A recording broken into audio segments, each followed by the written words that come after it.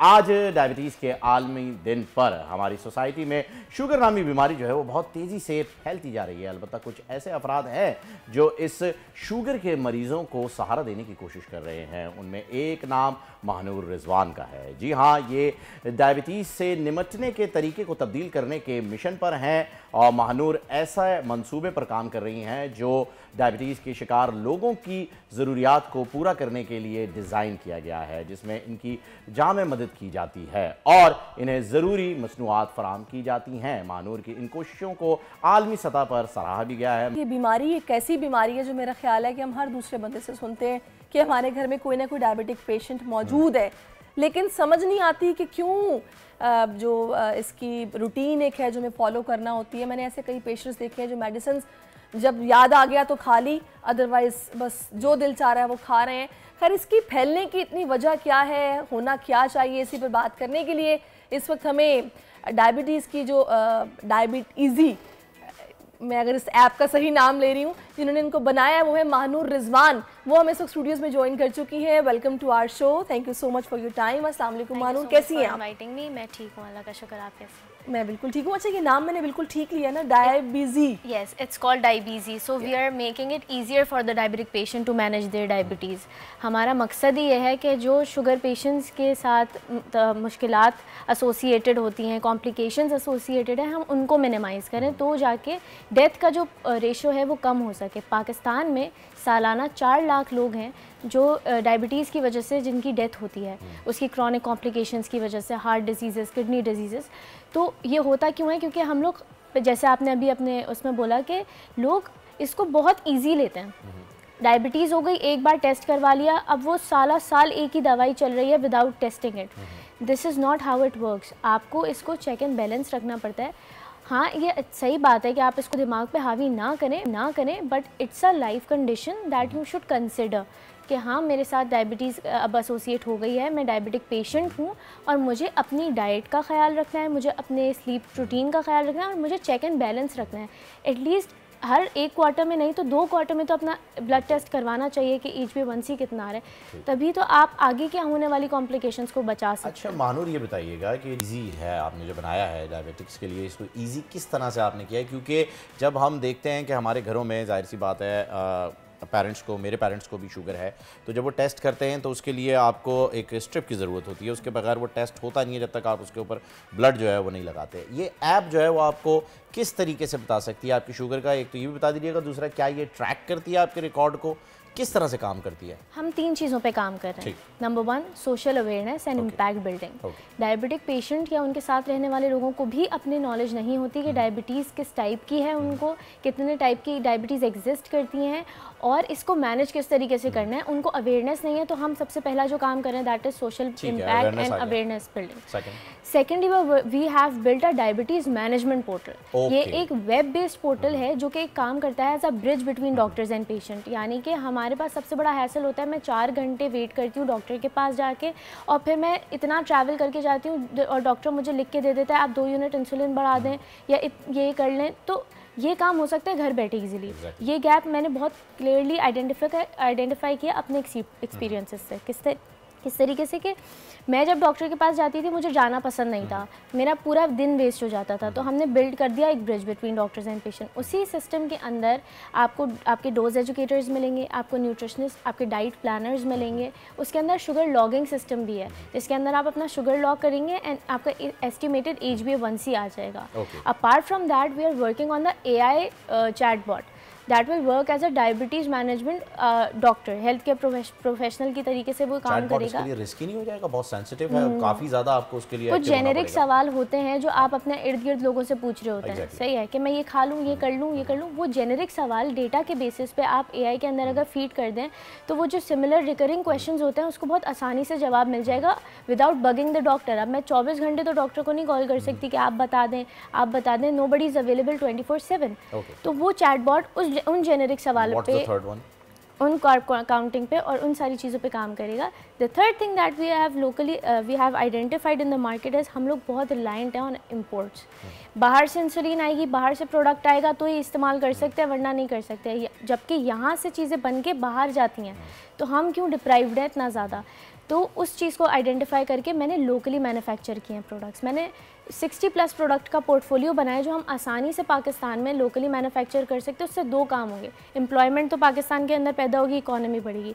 दूसरी चीज़, जो यहाँ के 69 मिलियन डायबिटिक पेशेंट्स हैं, 30% of Pakistani Awam is diabetic, उनको जिस चीज़ की ज़रूरत है उनको लोकली मिलेगी और अच्छी क्वालिटी में मिलेगी और मेड इन पाकिस्तान मिलेगी।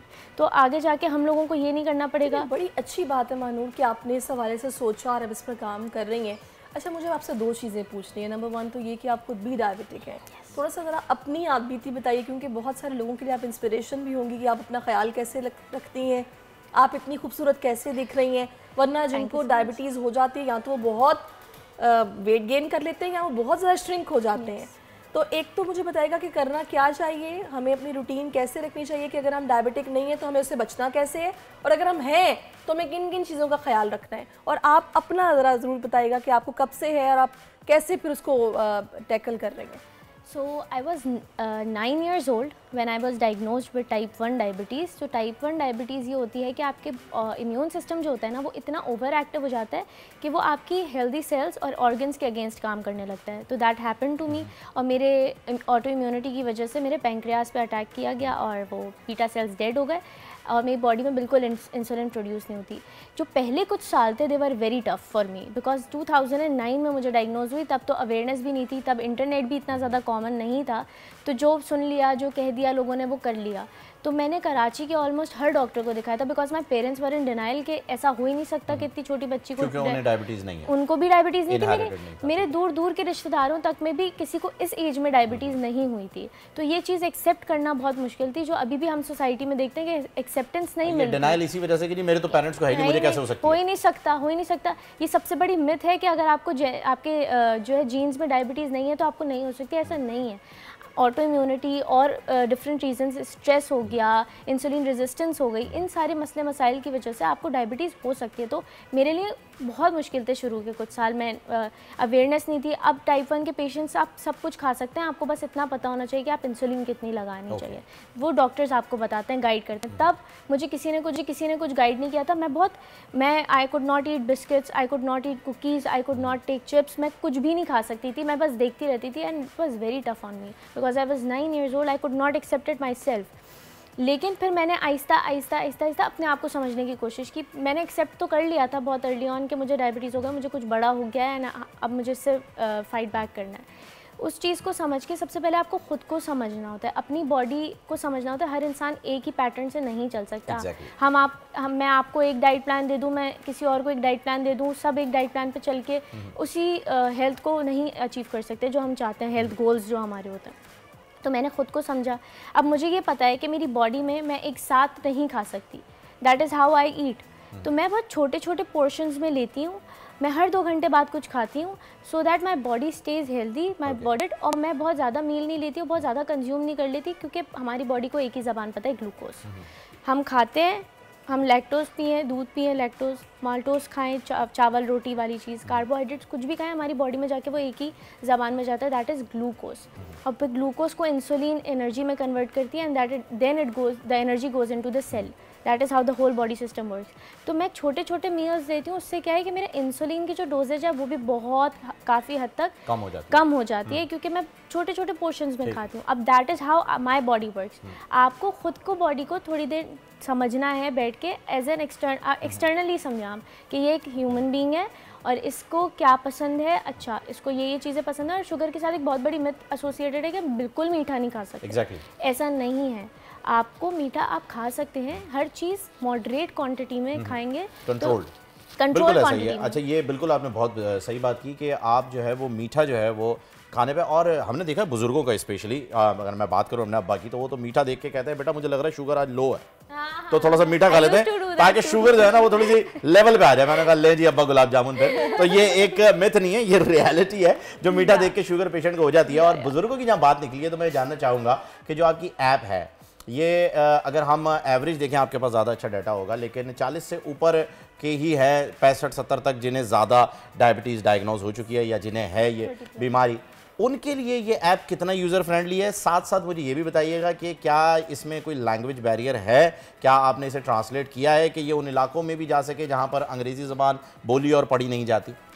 मैं जब ये एप्लीकेशन पे काम कर रही थी तो मेरा सबसे मेन जो मकसद था वो यही था, क्योंकि बहुत एप्लीकेशन हैं, अभी आप ऐप स्टोर खोलें, आप सिर्फ उस पर लिख दें डायबिटीज़ मैनेजमेंट पोर्टल, काफ़ी हद तक आपको बाहर की एप्लीकेशंस मिल जाएंगी। उनमें सबसे बड़ा प्रॉब्लम क्या था कि वो जो डिशेस बताते थे कार्ब काउंटिंग के लिए कि मैं कितना कार्ब खा रही हूँ, उस हिसाब से वो डिशेस पास्ता, लजानिया, चलो ये तो हम लोग एलीट आवाम जो है वो खाती है, लेकिन जो बिल्कुल ही बड़े बुजुर्ग हैं या फिर ऐसे इलाकों से ताल्लुक़ रखते हैं जो कि इतना ज़्यादा वो नहीं है, वहाँ नहीं होते ये खाने, तो उस चीज़ को नज़र में रखते हुए ही मेरा ये मकसद बना था कि उनको भी इंक्लूसिविटी की तरफ लेकर आएँ और उनको भी इंक्लूड करें, और उनकी जो डिशेज़ हैं जो आबाई इलाकों की, उनकी अपने कल्चरल डिशेज़ हैं, बलोचिस्तान की थोड़ी सी जो उनकी लैंग्वेज है, उनकी डिशेज़ हैं, सिंध की अगर हम बात करें तो उनकी लैंग्वेज, तो हम डिफरेंट लैंग्वेजेस में भी ये काम कर रहे हैं और डिफरेंट डिशेज़ पे भी ये काम करें खाने की। जहाँ तक बात है, आपने बुज़ुर्गों की बात की, तो मेरे नज़र जब वाइल आई वाज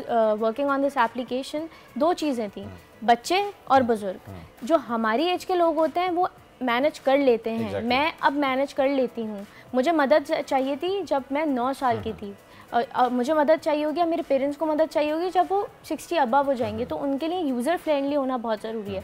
तो ऐप का जो UI और UX होता है ना, वो उसकी बेसिस पे बनता है कि मेरी जो आवाम है वो उसको आसानी से यूज़ कर सके। जस्ट लाइक बाइकिया के अंदर पूरा उर्दू के अंदर मैनुअल दिया हुआ है। अच्छा, मैं चाहूँगी मानूर, क्योंकि अब टाइम भी थोड़ा सा शॉर्ट है, क्विकली मुझे ये बता दें कि HbA1c का टेस्ट हमें कब कब कराना चाहिए, और क्विकली कोई शॉर्ट मैसेज जो कि डायबिटिक पेशेंट्स हैं या फिर जिनको हो सकती है उनके लिए। प्रिकॉशंस, सबसे पहली चीज़, HbA1c हर 3 महीने में होता है, हर क्वार्टर के अंदर होता है। वो आपका 3 महीने का एवरेज बता देता है कि 3 महीने के अंदर आपकी डायबिटीज़ या आपकी शुगर किस लेवल पे रही है। अगर कोई बंदा नॉन डायबिटिक है तो उसको हर साल कराना है, हर 6 महीने बाद? एटलीस्ट हर 6 महीने बाद तो ये टेस्ट होना चाहिए, because the stress level that we have in our city, Karachi के अंदर आप ट्रैफिक की बात कर लें तो इतना स्ट्रेस हो जाता है, इवन इकोनॉमिक कंडीशंस की वजह से we are always under pressure कि क्या कब क्या हो जाए। सो उसकी वजह से भी, और हमारा जो लाइफस्टाइल है उसके अंदर हम बहुत, we are very prone to get diabetes. तो ये तो HbA1c का है। दूसरी चीज़ ये है कि आपका सवाल था, बस क्विकली एक मैसेज था छोटा सा। मेरा एक मैसेज जो मैं सबको बोलती हूँ, मुझे भी दिया गया था जब मैं बहुत छोटी थी, कि ये आपको तब तक तंग नहीं करेगी जब तक आप इसका ख्याल रख रहे हैं। अगर आप अपना ख्याल रख रहे हैं, किस तरीके से अपने स्लीपिंग पैटर्न्स देख रहे हैं, रूटीन में रहना बहुत ज़रूरी है। ऐसा नहीं हो सकता कि मैं आज 7 बजे उठ रही हूँ तो कल मैं 5 बजे उठ रही हूँ शाम के। सो मेरी पूरी रूटीन, दवाइयों से ज़्यादा ज़रूरी है कि आप जो है वो अपनी रूटीन को, अपने लाइफस्टाइल को चेंज करें, जिसके अंदर ये हेल्प कर सकती है। वन मोर थिंग कि अगर आप इसका ख्याल रखेंगे तो ये आपका ख्याल रखेगा। Okay, it's a vice versa, two way traffic. ठीक हो गया जी नाजरीन। सब्सक्राइब करें और बेल दबाएं ताकि कोई खबर रह न जाए।